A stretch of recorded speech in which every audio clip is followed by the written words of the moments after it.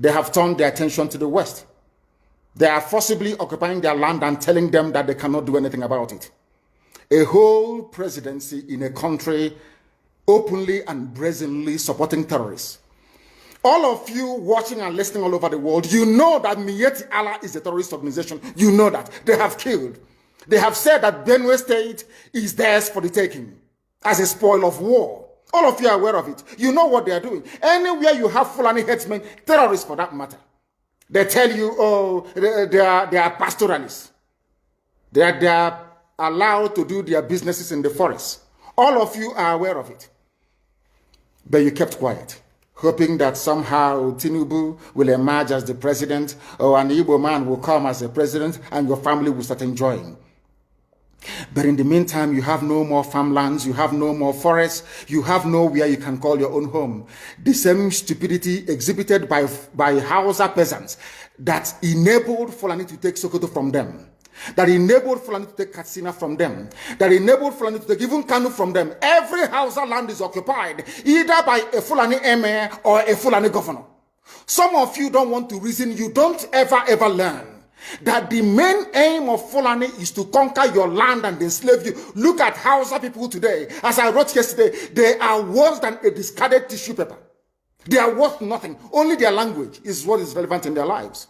Everything else is lost. All of you are repeating the exact same mistakes that the Hausas made.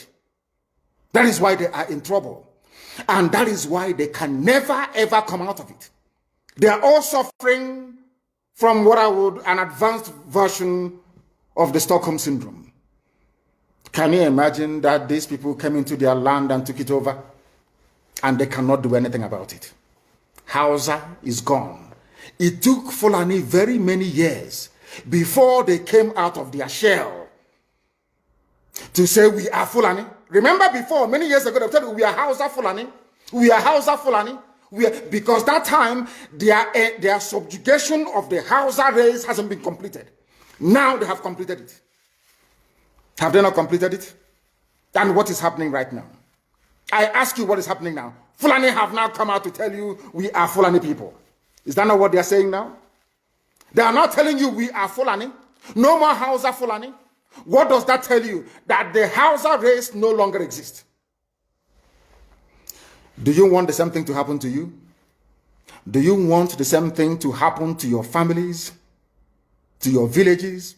Do you want your towns, let's say Obomosho, to be renamed into a Fulani name? Do you want Onisha to answer a Fulani name? Forget all the nonsense about unity of Nigeria. All they are uniting against is your common interest. Unless you prefer epileptic power supply, unless you prepare to live your whole life without running water, unless you want to live in abject poverty and deprivation, your only alternative is a revolution. Let nobody discourage you. All the countries of the world doing very well, they all went through a revolution. You must go through it. If you don't go through it, you can never ever survive as a people. Fulani will take you over. As simple as that. This very day, we are making it known to the whole world that the Muslim extremist dictatorship masquerading as a secular democratic government must be demolished. It must be demolished for you to survive. They have to be demolished. If you do not demolish them, your lives will end very miserably. I assure you. I assure you. The zoo is on its knees. Everybody knows that the zoo called Nigeria is on its knees. Who doesn't know that? Everybody knows. Nothing is functioning. You are all aware of it. When they say go and register for NIM or whatever, NIN or whatever rubbish is called, all of you trooped out. Without legislation, without any laws. Fulani can control you however they like. Once they announce it, Yoruba newspapers very foolishly and stupidly will support them because they want Tinubu as the president. And you are all dying every blessed day. You are all dying every day. Had you people risen up to say that what is happening in Nigeria is bad, there is no way that Fashoranti's daughter will not be alive today. That is the price you pay for duplicity. That is the price you pay for treachery. That is the price you will continue to pay until you rise up and say enough is enough. It is up to you to do it. You did it during NSAS. You can do it again. Can you imagine Fulani people telling you, if you remove Fulanis from Yoruba forest, imagine Fulani telling you, if you remove them from your ancestral lands, there will be war, and you are panicking. And you have not asked yourself, why are they not saying the same thing about the East? Why did they not say to Eastern Security Network? Why did they not say to me, if you don't stop evacuating Fulani terrorists from the forest, there will be war? Because they know, they understand psychologically that you don't have what it takes to resist them. Do you know why Borno State is still alive? Why you still have the Kanuri people in Borno today? Was because they resisted the Fulani centuries ago. You have to go back to history to understand how Nigeria came into existence. Fulani has been expanding from day one, from Senegambia. All the way from Senegambia, they've been expanding, and now they are in Okigwe. All the way from Senegambia. They are now in Okigwe. And you're asking us to somehow fold our hands and keep quiet because of 2023, because one idiot is going to come out to become a president, because of that rubbish, because of that nonsensical notion, we should fold our hands and wait until we are overrun by the Janjaweed from the Sahel. Is that how reasonable people think? Is that how people that wish to survive as a race, is that how they reason? It is very, very shocking that some of you do not understand what the Fulanis have in store for you. Very, very soon it is going to happen. And when it happens, your eyes will clear. And about whom you will see it very clearly. I was warning you. In 2014, 2015, 2016, they said he's a warmonger. He's a warmongering. I went to America and I told World Igbo Congress that this war you are avoiding is going to come to your villages. They said, no, it's not going to happen. What is happening today? When Yoruba was supporting the dead idiot called Buhari, did I not warn them that this evil you're supporting will consume you? They never listened. They never wanted to listen. IPOB is a terrorist group. You're trying to divide Nigeria. But Mietiala is not. People that you are calling bandits, have you heard anybody come out to say, please Buhari, since presidency is there defending terrorists in the forest, why don't you proscribe them? No, you cannot proscribe a Fulani group. Never. And all of you, we are supporting evil. When there is the proscribed IPOB, proscribed indigenous people of Biafra. These are Yoruba journalists writing junk. Every day they keep writing rubbish. But their land is under siege. Their land is under siege. And the Fulani will take it. It doesn't take time. So I am here today to encourage them that they must stand tall and be very strong, resolute. That is what Fulani does. They control the media. They have well-paid consultants all over the world doing their bidding for them. They have that woman at UN trying to lobby the world that everything is okay in the zoo called Nigeria. But you and I know that the zoo is not okay. You and I know the game plan of the Fulani. And what are you doing about it? Nothing. Every day you read, you lament, you complain. Every day you read, you lament. And that's all you do. That is all you do. You read, you lament, you complain, you do nothing about it. Your lives are being taken away from you. Your forests are being occupied. Your mothers are being raped. Your daughters are being abducted. And the whole national government, presidency, is supporting such people. And you're telling me that Nigeria is viably sustainable. Is that what you're telling me? That somehow this contraption is sustainable, it is viable. It can never be. Because the more you stay in one Nigeria, the more you are inviting the Fulanis to take over your ancestral lands, to take over your villages, and to make life a misery for you. That is the end game. That is the outcome. If you doubt me, go and do a bit of research. Ask yourself, who are the Hausa people? Who are the Nupe people? Who are the Bachama people? All of these people were steamrolled by the Fulani march to the Atlantic Ocean. And now they're in Yoruba land. They're in their forests. They are in their forests. And who is going to drive them away from there? If not the Yoruba youths. Forget about your useless governors. Your elders are very strong. I love Yoruba elders. The way they behave, the way they talk. Very, very strong. They said they support Akeredolu. This is the governor of Ondo State. They support him in what he's doing. People must come out to say that enough is enough. When you travel to the north, do you live in the forest in the north? The Igbo people in Sabongeri in Kanu, are they living of course it's Hausa land, are they living in the forest? They came to the town, they work very hard, they build houses, they build mansions, they develop the entire place. Is that not what they do? What are Fulani people doing in our forest? Nobody can answer that question. They say that they're pastoralists.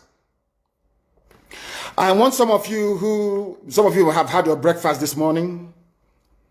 Please go to your fridge or go to where you keep your beverages and you will see pig milk. Pig. Some of us were raised on pig milk. For how many years now? And you keep asking yourself, what is pig milk? Pig milk is the same milk that the cows produce in Holland can be produced in the zoo. Tell me the country in the world aspiring to be a member of the UN Security Council where you move cattle from place to place. Are you people well at all? You so-called Nigerians, are you normal in the brain? I'm asking you a simple question. Show me a country that aspires to be in the 21st century moving cattle from place to place. Telling me they're grazing. Which country is that? Please tell me. All of you don't have any shame. When you have people, an entire presidency coming out to defend a very primitive, archaic agricultural practice, then you know you embrace serious mess. You are in one almighty trouble, I'm telling you. You people are in a mess. The Holland that you get your pig milk from, do they move cattle from Rotterdam to Amsterdam? I'm asking you a simple question. But they produce the pig milk that you're drinking every blessed day. Why can't Fulani produce pig milk in Sokoto? Why can't they produce carnation milk in Kanu? They have the cattle.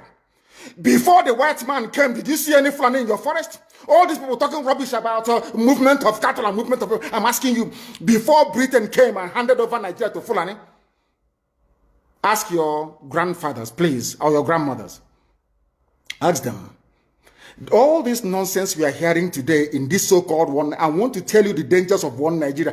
All this nonsense you're hearing today about one Nigeria, Fulani in our forest, Fulani in our village. Before the white man came, did you see Fulani moving their cattle all over the place? Did we not have meat to eat? They will answer these questions for you. Because sometimes in Africa, we don't reason very well. The way we reason is this jaundiced, it is disjointed.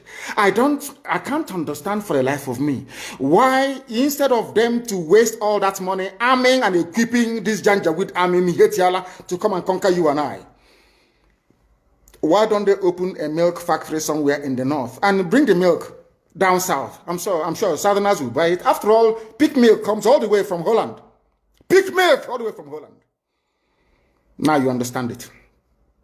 Because of the way you people reason. Why can't you produce? Is it difficult to produce milk? The same milk that comes out naturally from the udder of the cow. Why can't you put it, can it somewhere, pasteurize it, and send it to people to eat, to drink, or to do whatever with? All over the world, that is what is happening. In fact, they produce so much milk in Europe that they pour it away. Why can't you do the same thing? A whole president claiming they are in the 21st century are supporting a very primitive practice of moving cattle from place to... All of you, you're not ashamed of yourselves. You have no shame. As somebody will say, your shame is shaming me. I'm telling you, you people from the zoo, I'm ashamed of your ignorance and stupidity. You people are hopeless, completely hopeless. One day now, one idiot to come and say, we are intellectuals.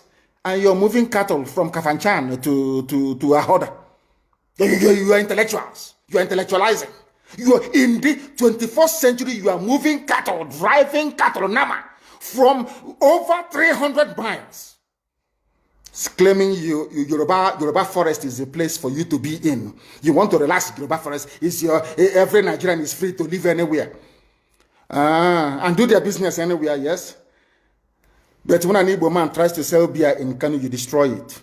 You destroy their businesses, you destroy their hotels, but you can come down to the south and live anywhere you like and graze anywhere you like. And you're telling me that is a country, that is one Nigeria for you?